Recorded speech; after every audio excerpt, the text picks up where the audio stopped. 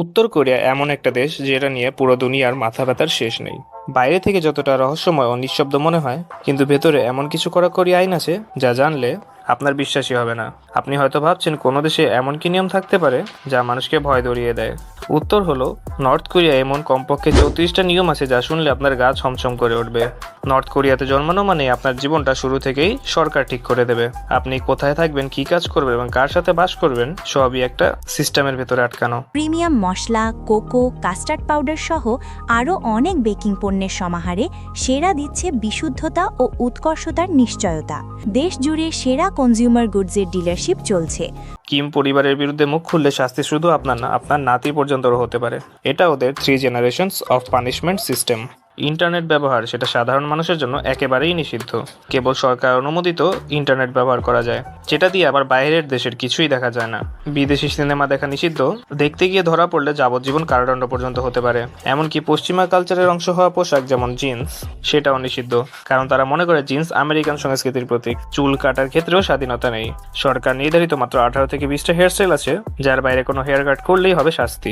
দেশের বাইরে ভ্রমণ করার চেষ্টা করলেই হবে কঠিন শাস্তি। পালাতে গিয়ে ধরা পড়লে মৃত্যুদণ্ড পর্যন্ত হতে পারে। কোনো ধর্ম পালন করা যায় না। বাইবেল রাখা মানেই আপনি রাষ্ট্রদ্রোহী।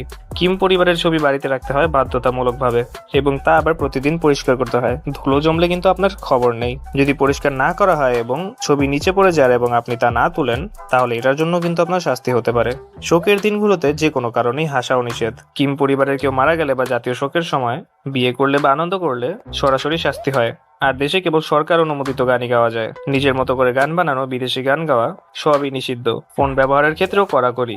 শুধুমাত্র সরকার অনুমোদিত ফোন যা দেশের ভেতরে কাজ করে। বাহিরের কারোর সঙ্গে যোগাযোগ করার চেষ্টা করলেই হবে শাস্তি। টুরিস্টরাও এখানে নিরাপদ নন। তাদের প্রত্যেকটি পদক্ষেপ নজরে রাখা হয় 2জন সরকারি গাইডের মাধ্যমে।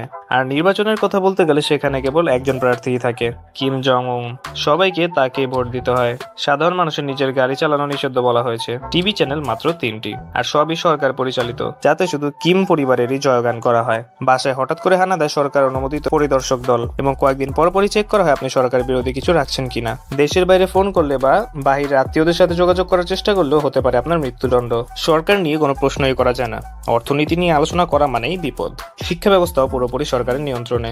পাঠ্য বই থেকে শুরু করে প্রতিটি বিষয়ে কিম পরিবারের গুণগানই শোনানো হয়। এ ব্যতীত আর কিছুই থাকে না বইয়ে। নাগরিকরা যদি দেশে আসা কোনো বিদেশিদের সাথে কথা বলে, তাও সন্দেহের চোখে দেখা হবে তাদেরকে। এবং মজার বিষয় হলো, প্রতিবেশী দেশের বিরুদ্ধে কিছু বললেই তাকে পুরস্কৃত করা হয়। তাছাড়া আপনি যদি বলেন যে আমার পাশের বাড়ির মানুষ সরকার বিরোধী কোনো কথা বলেছে, তাহলেও হতে পারেন আপনি পুরস্কৃত। ছেলেদের জন্য সেনাবাহিনীতে 10 বছর বাধ্যতামূলকভাবেই থাকতে হয়, এবং যারা বিদেশে গিয়ে কাজ করে তাদের আয়ের বেশিরভাগটাই সরকার নিয়ে নেয়। এনজিও বা দানশীল সংস্থার কার্যক্রম একেবারেই নিষিদ্ধ। কিম পরিবারের জন্মদিন জাতীয় উৎসবের মতন করেই পালন করতে হয়। ফুল দেওয়া, মোমবাতি জ্বালানো বাধ্যতামূলক। নিজের মতো করে চিন্তা করাও এখানে ঝুঁকির ব্যাপার, কারণ তারা ইন্ডিপেন্ডেন্ট থিঙ্কিং মানেই মনে করে আপনি বিদ্রোহ করতে পারেন। আর সবচেয়ে ভয়ের ব্যাপার হলো, আপনি যদি ভুল করেও কিছু করেন, ক্ষমা চাওয়ার সুযোগ নেই। আপনি শত্রু হিসেবে চিহ্নিত হবেন। উত্তর কোরিয়া বাহির থেকে যত শান্তিপূর্ণ আর নিঃশব্দ মনে হোক না কেন, তার ভেতরে চলছে এক ভয়াবহ শাসন ব্যবস্থা।